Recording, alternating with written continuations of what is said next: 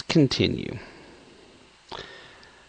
The occupier, Obama, this morning pocketed the Republican concessions on tax hikes, including in the fiscal cliff deal, and promised that it was only the beginning of a new taxation to be assessed on the American people.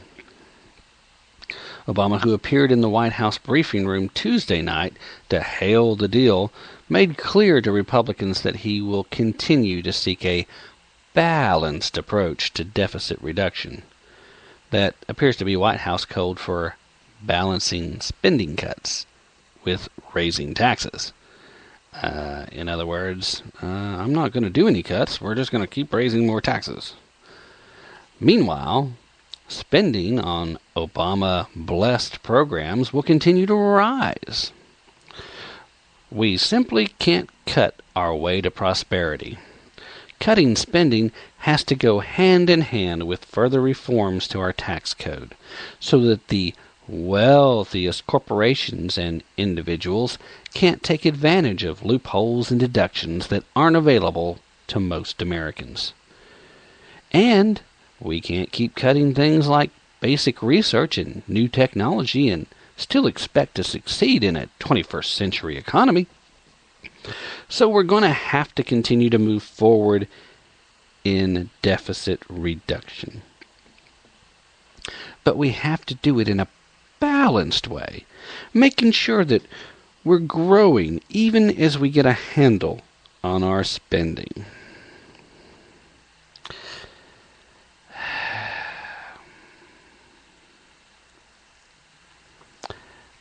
Do you hear what he's saying here, ladies and gentlemen? We need a balanced approach.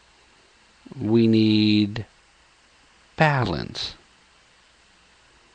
There is literally zero fashion of ways to raise and increase taxes alone that will pay for even the interest that we're currently paying on the debt. And he's planning on continuing deficit spending. And what's he really talking about here when he says new technology and basic research? He's talking about throwing more money into these stupid green programs that have practically bankrupted in every scenario. When the technology arrives that we can adequately utilize these forms of energy, the market will bring it to the forefront on its own. There is not a grand conspiracy to keep everybody in oil, at least in the private sector. If there is one, it's actually in the government. There's reasons why our government and a few other governments around the world would want to keep us oil-based. And that's the misguided belief that by continuously pumping money into the hands of the OPEC nations, it tends to add some level of political stability there. Well, I think the Arab Spring has adequately shown us that stability in the Middle East is, at least at this point in time, little more than a pipe dream. And as we continue to see how many millions of dollars have went into the hands of governments in the Middle East, while it may have helped to better entrench a few people in a few countries, that in and of itself can be a bit of an issue as well, as we've seen in, dare I say it, Syria.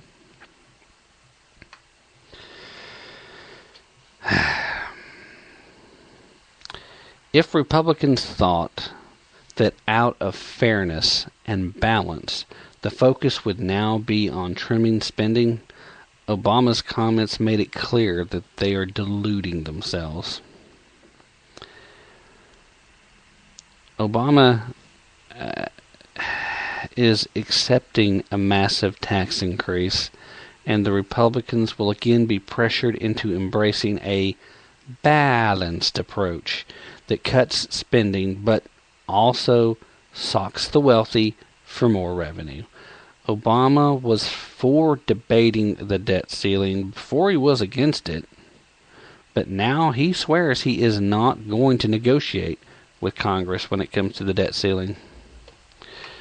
Supposedly scheduled now, a new fiscal cliff crisis coming in February. I mean, he announced on the 1st he just would refuse to negotiate any curbs on the use of the nation's maxed out credit card. Quote, I will not have another debate with this Congress over whether or not they should pay the bills that they've already racked up through the laws they have passed. He claims that during the late night appearance on a last-minute resolution that the GOP-led Congress wants to use its authority over the nation's debt ceiling to pressure him to shrink future spending, not to repudiate current debt. Truth of the matter is, that's what they should be doing. It's completely unrealistic for us to be able to even believe that we can continue the way we're going with no budget cuts.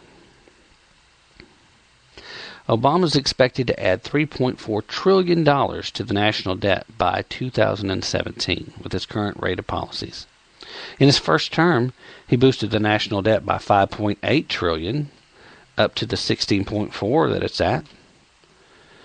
On December 31st, this government hit the $16.4 trillion limit agreed to by Congress back in 2011. Federal officials say they'll use a series of financial maneuvers to postpone any problems. And that should work at least up until February. I don't know about you, ladies and gentlemen, but we're talking about Tim Geithner here, Mr. TurboTax himself. This guy failed to properly pay his income tax using TurboTax software. I use TurboTax. If the man's not smart enough to be able to properly pay his taxes there, either A, he was intentionally cheating, or B, the man has no business being in charge of anything that comes to money. I definitely don't want this guy using any kind of financial maneuvers, let alone a series of financial maneuvers. Sometime after that, though, the Obama administration won't be able to borrow any more money. They'll have to use day-to-day tax revenues to fund the government's myriad of popular and unpopular programs. Without any negotiation, Washington will be gripped again by another fiscal crisis sometime in February. While the GOP and Obama battle for public support and international leaders consider further downgrades to the nation's credit rating, Obama uses his brief appearance on January 1st to claim that any limits on the government's ability to borrow funds would be extremely dangerous. If Congress refuses to give the United States government the ability to pay its bills on time, the consequences for the entire global economy would be catastrophic. Obama's refusal to negotiate is partially caused by the GOP's advantage in any debate over the debt ceiling. In 2011, the debt ceiling dispute, which the GOP eventually pressured him to accept spending curbs in exchange for an increase in the debt limit, Obama has repeatedly complained about the defeat. He complained that the last time this course of action was threatened, our entire recovery was put at risk. Consumer confidence plunged, business investment plunged, growth dropped. We can't go down that path again. The debt is expected to reach over $20 trillion by 2016. That's equivalent to $80,000 for each working-age American. And then it's expected to climb to almost $23 trillion by 2022. Current tax revenues are enough to pay roughly 7% of the federal bills, which includes the interest payments on the existing debt. Obama wants to borrow even more money, roughly $850 billion per year, to expand government and operate many additional programs. These programs include large green tech subsidies, massive government-run health care programs, and expensive welfare programs for healthy working-age people.